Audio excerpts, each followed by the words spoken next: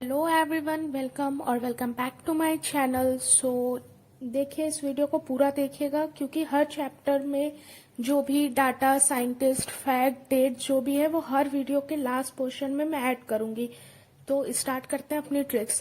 पहली ट्रिक है कि अगर आप लिविंग ऑर्गेनिज्म की डिफाइनिंग और नॉन डिफाइनिंग फीचर में कंफ्यूज होते हो तो आपकी नजर खराब है। आपकी नजर खराब है। नजर मतलब NGR।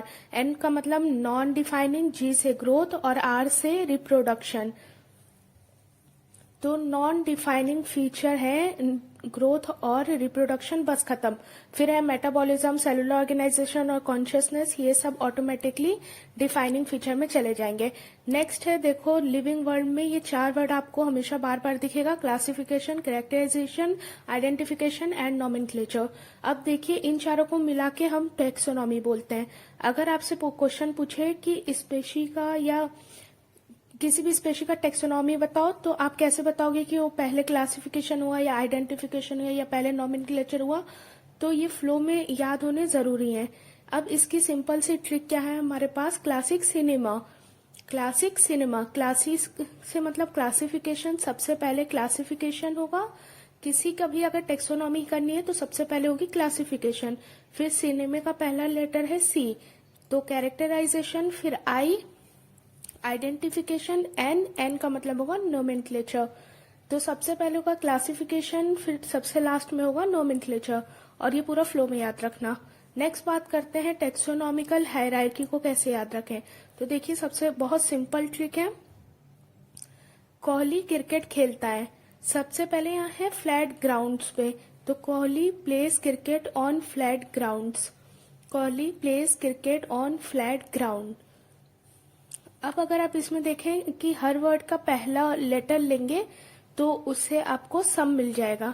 ठीक है, तो आपके पास ये सबसे एकदम सिंपल सा टेक्सोनॉमिकल हायरार्की निकल जाएगी। फिर है टेक्सोनॉमिकल एड्स।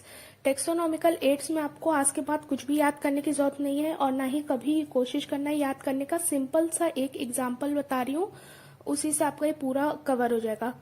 तो एग्जाम्पल है कि देखो, अगर हमें बोल दिया जाए कि टाइगर के बारे में स्टडी करो, टाइगर के बारे में डिटेल स्टडी करो, तो खुद सोच के देखो कि हमारे पास कितने रास्ते हैं। पहला रास्ता है कि हमें जिंदा रास्ता हम रास्ते में देख लिए, हम जू में गए और हम जिंदा देख लिए और हमने उसका सब ऑब्जर्व किया कि वो क्या खाता है, कैसे चलता है, कैसे बिहेव करता है, सबसे पहला।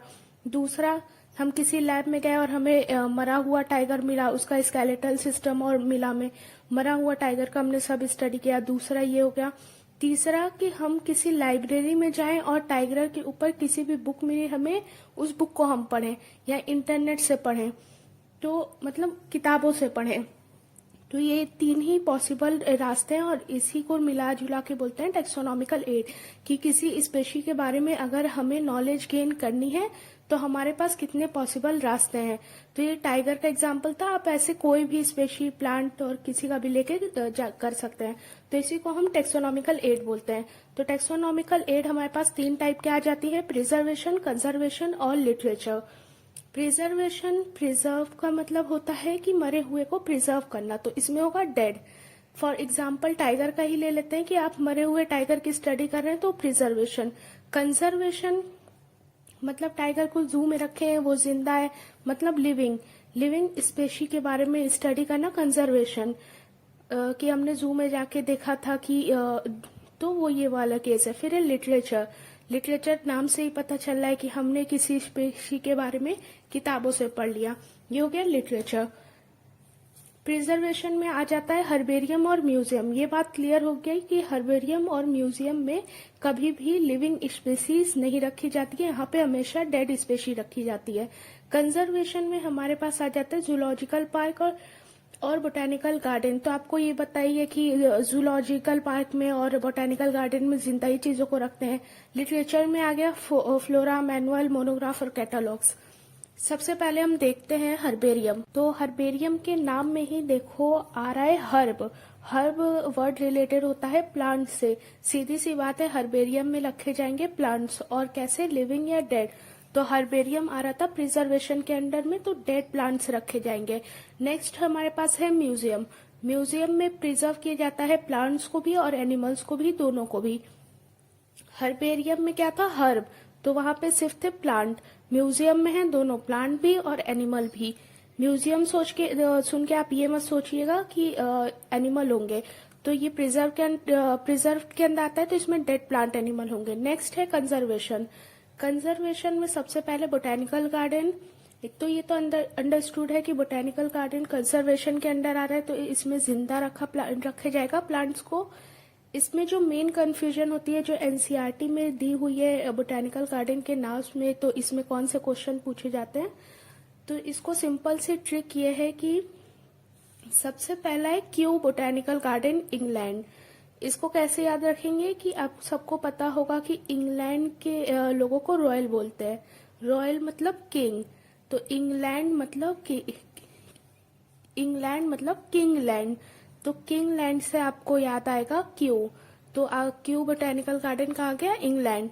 तो एनसीईआरटी में इंडिया के 2 बोटेनिकल गार्डन दिए हुए हैं, इंडियन और एक नेशनल। इसमें से एक है हावड़ा में, एक है लखनऊ में। तो यहाँ कंफ्यूजन हो जाती है कि कौन सा हावड़ा में और कौन सा लखनऊ में है। तो सिंपल सी ट्रिक है लखनऊ का। देखिए लखनऊ में आ रहा है लेटर एल, और नेशनल में और इंडियन में देखिए कौन से उसमें एल आ रहा है। तो इंडियन में एल नहीं है, नेशनल में एल आ रहा है, तो एल को एल से मैच करा दीजिए, तो नेशनल हो जाएगा लखनऊ में, और ऑटोमेटिकली इंडियन हो जाएगा हावड़ा में। कंजर्वेशन में हमारे पास बोटेनिकल गार्डन के बाद आता है जूलॉजिकल गार्डन। तो जूलॉजिकल गार्डन क्या होता है, जू चिड़ियाघर। तो जू में क्या होता है, जिंदा एनिमल। अब थोड़ी इंपॉर्टेंट बात करते हैं लिटरेचर। लिटरेचर में जितना भी एनसीईआरटी में दिया है उसकी के नाम से इतनी सिंपल ट्रिक बताऊंगी कि आपको हमेशा याद रहेगा। तो लिटरेचर में क्या दिया हुआ है, फ्लोरा, मैनुअल्स, मोनोग्राफ। एक एक करके बात करते हैं। फ्लोरा, फ्लोरा नाम से ही पता चल रहा है कि फ्लोरा मतलब फ्लावर्स। फ्लावर्स किसे होते हैं, प्लांट्स के। तो फ्लोरा में हम स्टडी करते हैं प्लांट्स के बारे में। नेक्स्ट है मैनुअल्स।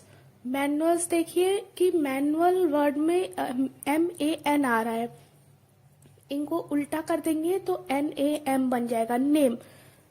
तो हम मैनुअल में हम एनसीईआरटी की लाइन बता रहे हैं, नेम ऑफ स्पेशीज, खत्म एनसीईआरटी की लाइन। नेक्स्ट है मोनोग्राफ।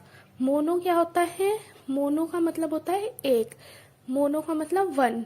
तो सिंपल से एनसीईआरटी की लाइन है कि मोनोग्राफ में होती है इंफॉर्मेशन होता है एक टेक्सॉन के बारे में। तो 1 मतलब मोनो, तो 1 का हो गया मोनो टेक्सॉन।